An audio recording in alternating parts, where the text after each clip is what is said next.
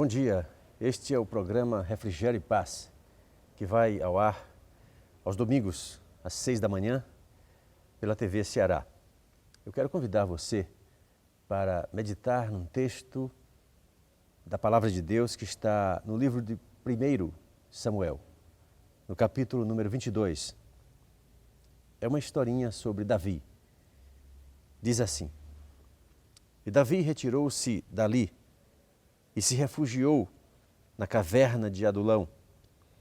Quando ouviram isso, os seus irmãos e toda a casa de seu pai desceram ali para ter com ele. Ajuntaram-se a ele todos os homens que se achavam em aperto, e todo homem endividado, e todos os amargurados de espírito, e ele se fez chefe deles, e eram com ele uns 400 homens. Esta passagem se refere a uma fase da vida de Davi muito importante.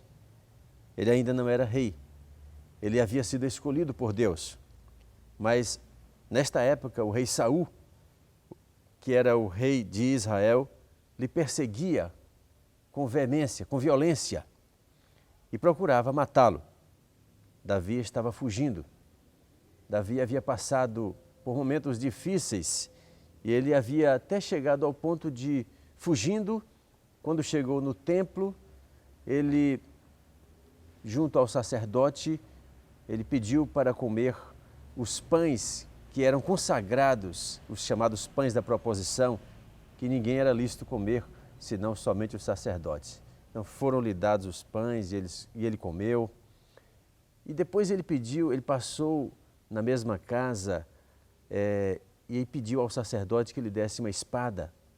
E foi-lhe dada a espada de Golias, a espada com a qual ele mesmo havia matado o gigante Golias há algum tempo atrás. E essa espada era guardada como relíquia, como monumento, mas nesta hora de fuga ele conseguiu que o sacerdote lhe desse. Mais adiante ele vai, fugindo ainda, para o território de Gate, onde o rei Aquis o recebe e o acha muito estranho, porque na frente dele, Davi ouvira falar que não era bem visto, bem quisto pelos assessores do rei. Então, quando chegou na frente do rei, Davi se fingiu de morto, se fingiu de bobo, se fingiu de bobo para que o rei lhe tivesse uma ideia não real, para que ele pudesse passar adiante incólume. E assim se fez.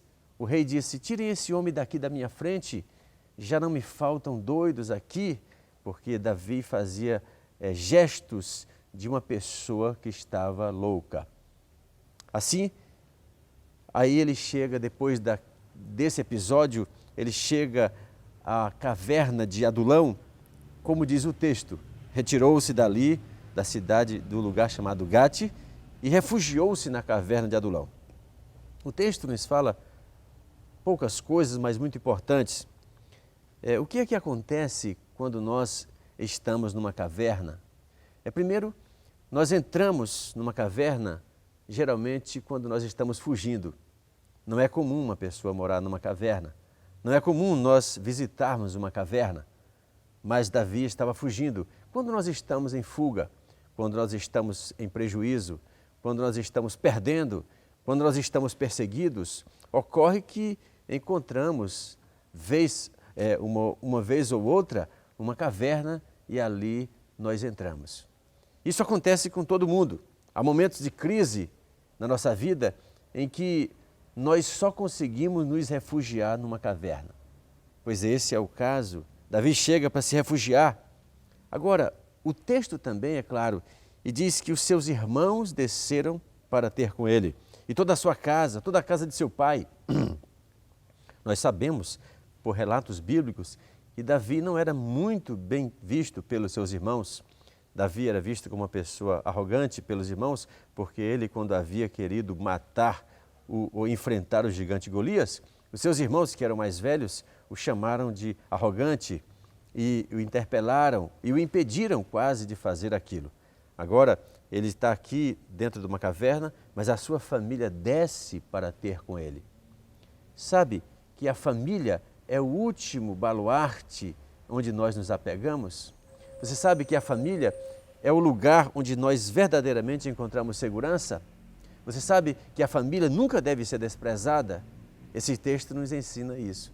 Nós nunca devemos fazer nada contra a família, contra a organização familiar, no sentido de desagregá-la, de desprezá-la, de afastá-la de nós.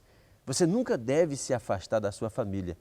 Você sempre deve estar perto dos seus irmãos, dos seus pais, dos seus filhos, da sua esposa, porque é nos momentos de dificuldade, como Davi estando aqui na caverna de Adulão, em que a família é a nossa segurança. Pois ela é a segurança moral para dizer a ele que ele se animasse, para colocá-lo agora refeito, para fazer dele um homem que pudesse ter esperança no próximo futuro, no futuro próximo, estava aqui a família dele. Uma outra verdade que o texto nos ensina é que quando nós estamos dentro da caverna, ou seja, no sentido de atravessarmos uma dificuldade, nesta hora aproximam-se de nós as pessoas mais irrelevantes que nós conhecemos. Ou seja, aquelas pessoas que nos eram afastadas, aquelas pessoas que não nos eram não eram por nós tidas como nobres, elas costumam se achegar agora e é delas que às vezes nós temos apoio. Davi recebe o apoio de 400 homens nesse momento, mas não eram homens considerados gente boa, como nós dizemos.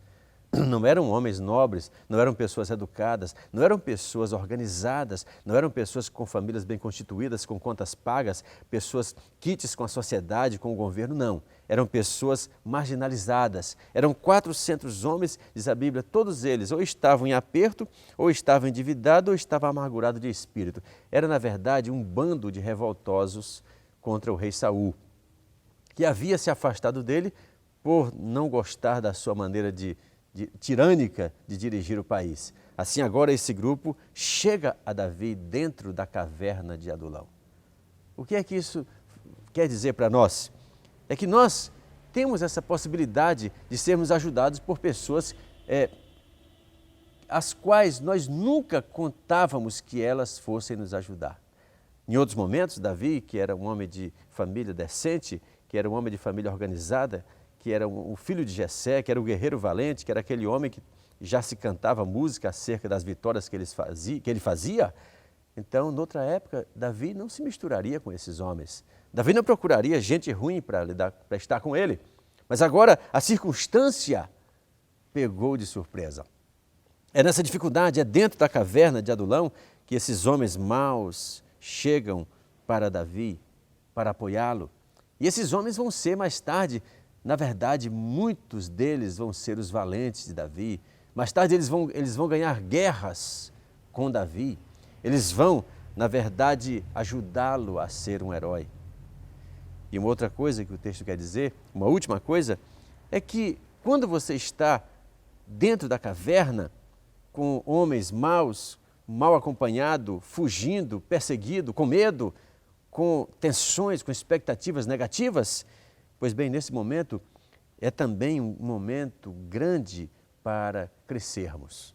O momento da caverna é o momento de crescimento, pois diz a Bíblia que ele se fez chefe, Davi se fez chefe desses 400 homens cuja propaganda não era muito boa.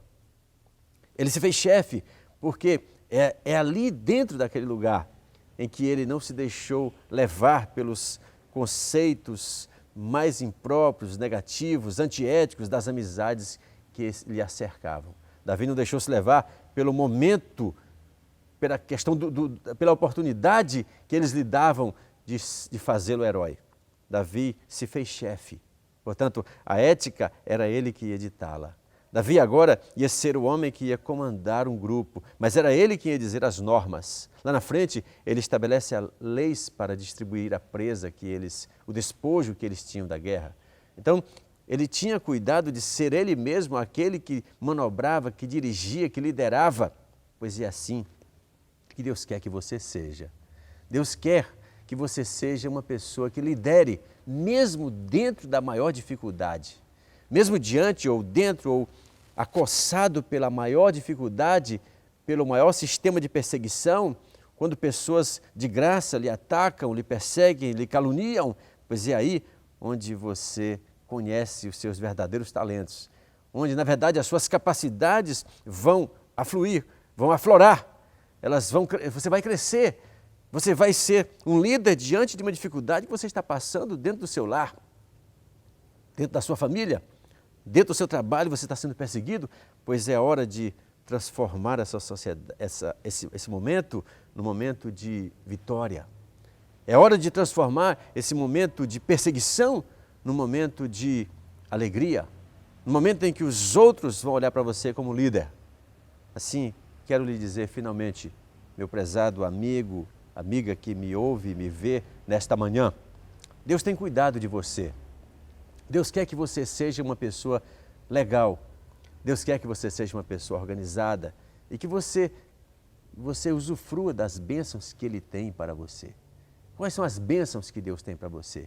Primeiro, Ele quer que você seja uma pessoa que seja bem conectado com a sua família. Não largue a sua família, não despreze a sua família, não faça mal à sua família, não brigue com seus irmãos, constitua um arco de forças positivas de você para com a sua família, porque você vai precisar dela sempre. E ela nunca vai lhe negar o verdadeiro apoio. O último apoio sempre é o da família. Deus quer dizer que você, embora também através desse texto, embora você passe por apertos e que embora nesse momento de aperto muita gente ruim possa lhe achegar, se aproximar de você, Deus está dizendo aqui que é hora de você exercer o seu talento diante dessa multidão que você, na verdade, sabe que não tem valores morais, nem éticos, nem espirituais. Diante daquelas pessoas que esperam de você, provavelmente, uma atitude, faça a atitude certa. Tome a atitude correta. Faça aquilo que Deus lhe deu. Pregue para eles. Seja um líder espiritual. Seja uma pessoa do bem. Seja alguém que construa. Seja alguém, uma multidão pequena que seja, vá atrás de você. Faça desse momento de deserto, faça desse momento de caverna, desse momento de escuridão, um momento de luz, um momento de graça, e que a graça do Senhor esteja sobre você. A paz do Senhor esteja sobre você. O exército do Senhor esteja lhe arrodeando. Os anjos do Senhor lhe sigam, lhe protejam. Que a bênção do Senhor esteja sobre a sua vida, hoje e eternamente, em nome de Jesus. Amém.